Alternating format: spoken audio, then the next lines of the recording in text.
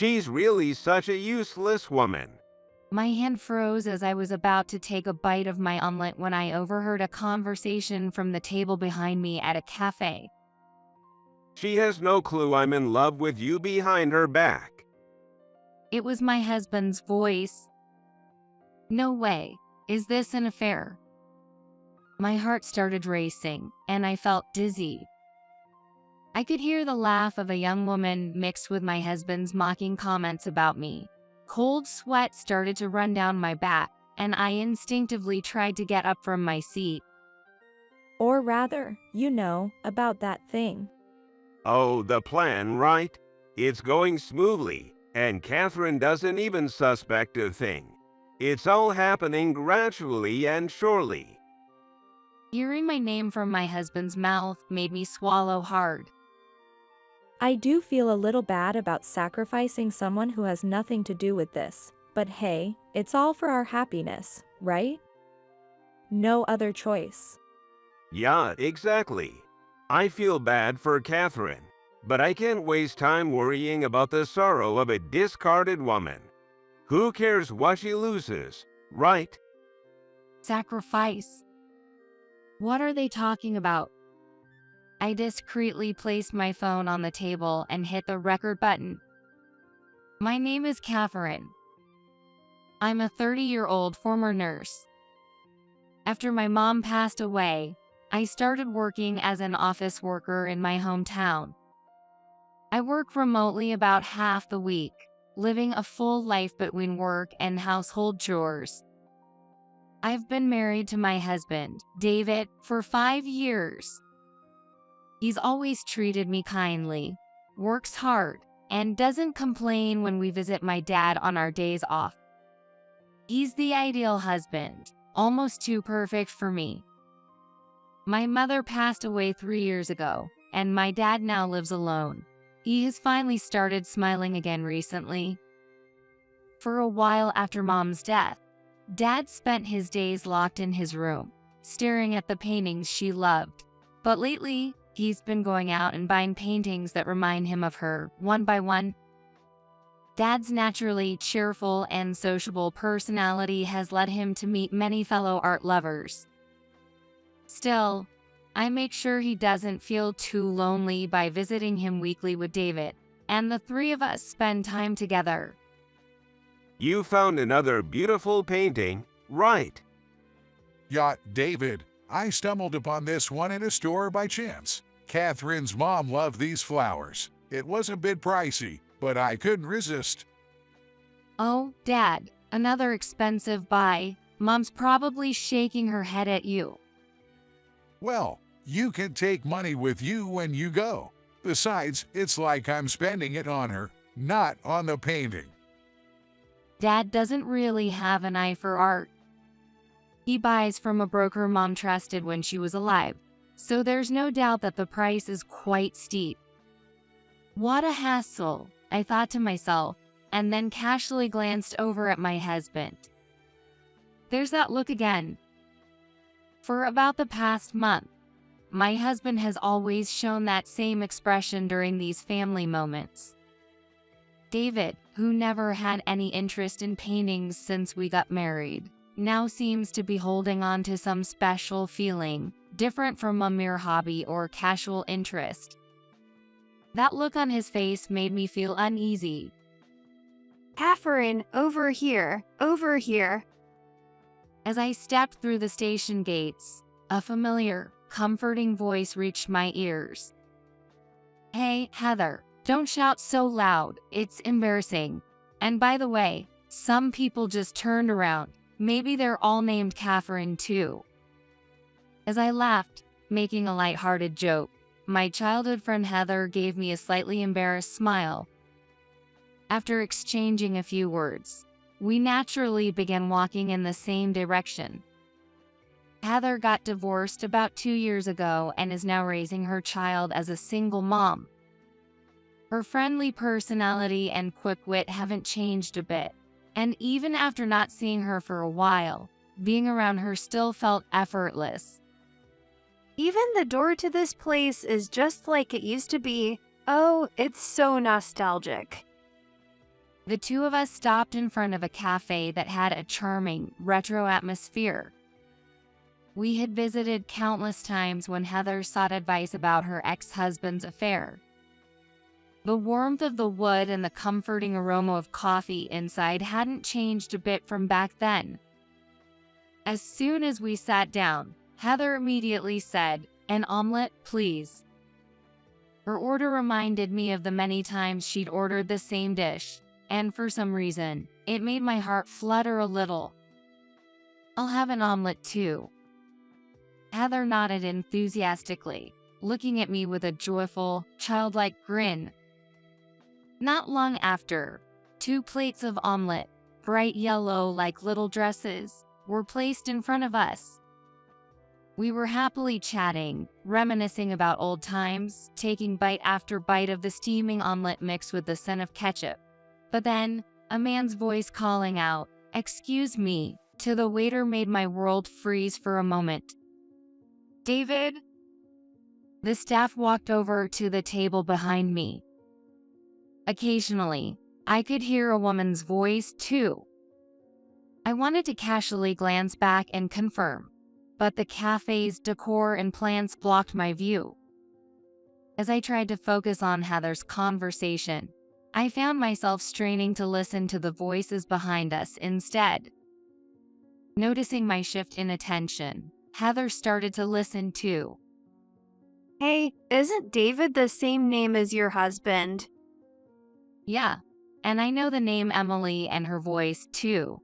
She's a younger colleague of mine and has visited our home a few times. Every time, David would drive her to the station, saying it's unsafe for a woman to walk alone, but I never thought. Emily was popular among the male staff at work, so there were always rumors about her romance. Without missing a beat, Heather suddenly pulled out her phone, quickly opened a recording app, and discreetly placed it beside her half-eaten omelet. Heather's quick thinking was always sharp in moments like this. Catherine, are you okay with this? I silently watched as Heather's finger pressed the record button. It didn't take long for our suspicions to turn into certainty. Loving words exchanged between them. The occasional sound of lips meeting. And jokes at the expense of the poor clueless Catherine, as they made fun of me for being too oblivious. Catherine. Heather gently dabbed a tissue over the small pool of tears forming on my clenched fists. David's laughter snapped me back to reality, and I quietly left the cafe with Heather. I don't know how long we walked, but we eventually found ourselves drawn to a bench in a park bathed in the glow of the setting sun, where we sat down. "Heather, can you play the recording from earlier?" Catherine, yeah? As soon as the recording finished playing, I took a deep breath. Time to enjoy the single life. I forced a smile at Heather, trying to appear strong. We parted ways at the station gate, with her looking worried. On the train ride home, I couldn't stop replaying the conversation between David and Emily in my head. It wasn't just their affectionate exchanges that bothered me, but something Emily said that I couldn't quite figure out. "I've got what David asked for." I'm sure Catherine's dad is just as clueless as she is. I didn't know what she meant, but I had a gut feeling my dad might get caught up in this. I went right past my house and headed straight to my dad's place. Dad was surprised by my sudden visit, but as he looked into my face, he seemed to understand something. He gently patted my head, comforting me like a child. Don't worry, I'm on your side. Your mom's with you too. As tears I'd been holding back began to spill, I buried my face in his chest and cried out loud. Once I calmed down, I told him everything that had happened that day, and what he revealed took me by surprise. For about a month now, David had been calling my dad directly. Most of the conversations were about the paintings Dad owned. David would ask things like, "How much are they actually worth?" Or do you know where I could buy a replica since the originals are too expensive? Apparently, the last time we visited together, while I stepped out of the room, David took the chance to ask about the prices of several paintings. Grabbing my phone, I decided to call Heather again, wanting to check the recording once more. Eek. As soon as I grabbed my phone, the ringtone echoed. The caller was Heather. Hello, Heather. Thanks for today. So, about that recording. Hey, your husband and that woman Emily might sell your dad's painting without permission. What are you talking about? Calm down and explain. After we parted at the station, Heather, thinking of me, went back to the cafe to try and talk to David. However, he was no longer there, and after searching the area, she spotted David near a gallery by the station, holding a painting and walking hand in hand with Emily.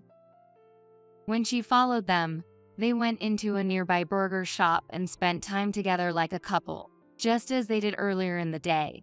David apparently said this about the painting they had bought earlier. No one would think this is a fake.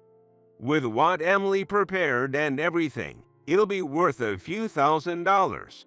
I'll switch all of them when I get the chance to visit the house again. Then we can sell them off and start our life together with the money. Heather recorded everything but was so stunned by what she heard that she couldn't act and broke down crying on the phone. Heather, don't cry. I'm just glad you weren't caught up in it. Thank you. David, I'll never forgive you.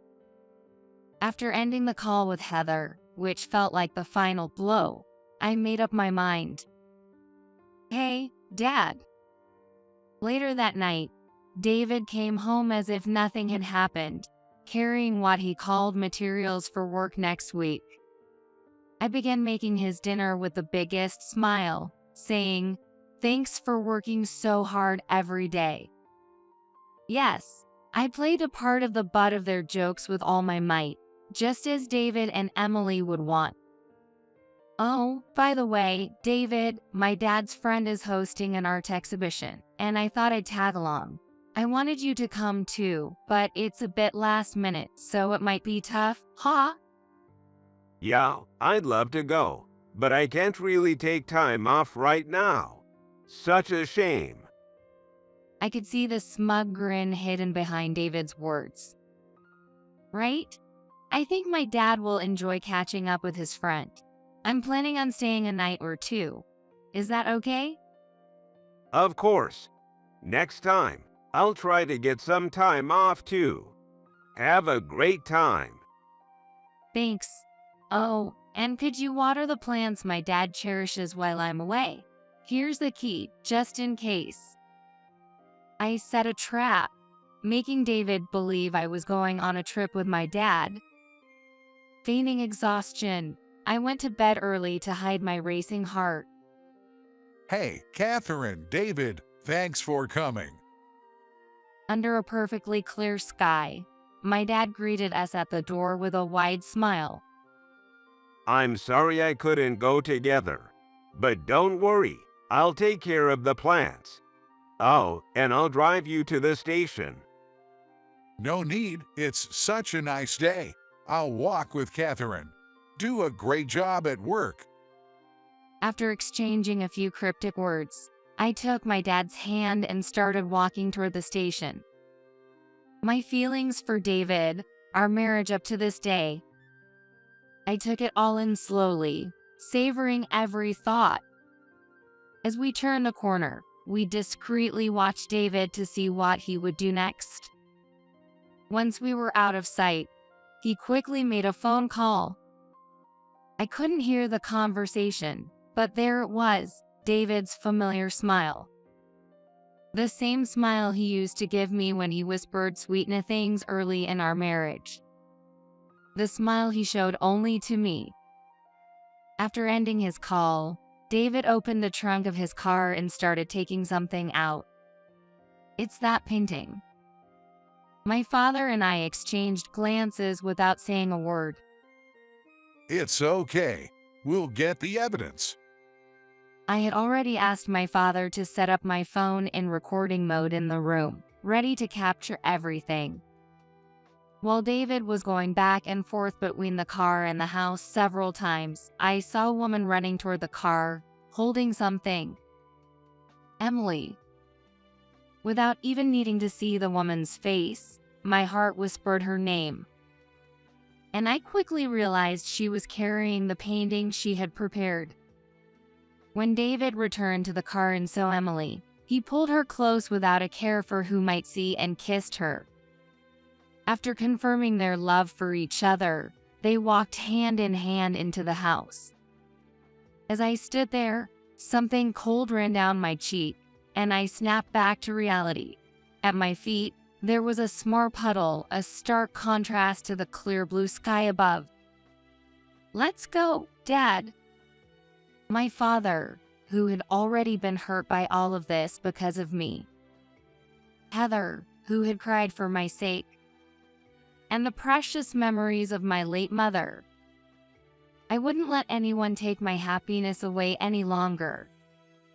Even though it was the familiar entrance to my father's house, I knew the scene beyond the door was going to be something different, something I never should have had to see. Suppressing my emotions, I took a deep breath, and as I opened the door, I saw a pair of flashy high heels, haphazardly discarded in a way that didn't belong in my father's home. Before I could even process the discomfort of what I saw, the sound of lovers' voices filled the air from the back of the house. They were coming from the room where the paintings were kept. Understanding everything, I took out my phone and started recording. Oh my gosh. As soon as I opened the door to the room, Emily's piercing scream echoed through the house. Catherine, why? Though they had hastily covered themselves with a blanket, there was no mistaking the two naked figures that had been wrapped up in their illicit love. What the hell are you two doing? I wanted to run away from what was happening before my eyes. But that feeling quickly vanished, replaced by a wave of indescribable emotion that made me feel sick to my stomach. Catherine, don't worry. Everything's being recorded. When my father checked the phone we had hidden, there they were, David and Emily, smiling as they switched the paintings. Every word, every action, even their moment of passion, was recorded clearly. I know everything. I have all the evidence. I'll show this to my lawyer and both of your families. They tried to mutter some weak excuses, barely audible like the hum of mosquitoes, but I didn't pay any attention. I kept pointing the camera at David and Emily, recording everything. And then, with all the emotion I could muster, I shouted, "If you don't want to get sued, divorce me right here and now." After the divorce was finalized, David called me several times. I reluctantly answered David's call just once and gently told him, "You haven't realized we're divorced. How sad. You're so clueless." Of course, I didn't show the recorded video to their parents as evidence, but I did report the entire situation. As for David and Emily, all the love they once had seemed to vanish, and they immediately started blaming each other, saying it's your fault, and no, it's yours.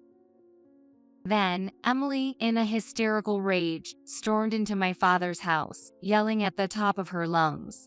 The commotion was so intense that the neighbors gathered around, asking, "What's going on?"